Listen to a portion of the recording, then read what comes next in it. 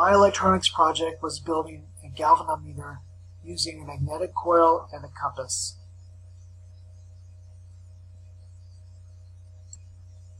I used a 12-volt DC power supply, one normally open switch, two 100k ohm resistors, one 130 ohm resistor, one 4.7 microfarad capacitor, one 555 timer, and a coil.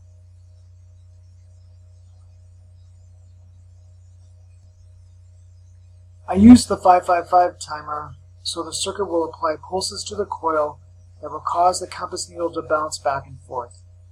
I used 110 turns of the magnetic wire to make the coil and the nail supplied in the lab kit. R1 resistor and C1 capacitor control the pulse rate, and the coil resistance and R3 resistor is 130 ohms.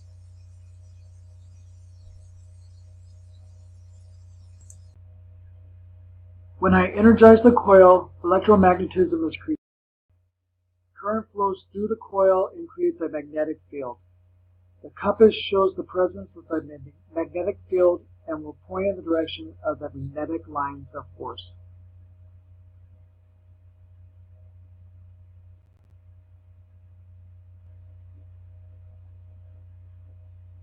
Here's the schematic of the galvanometer circuit.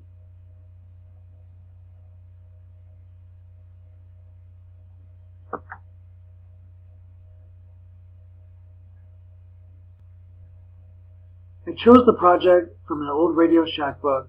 I like the idea of electrical energy converted to magnetic energy and then converted to mechanical energy.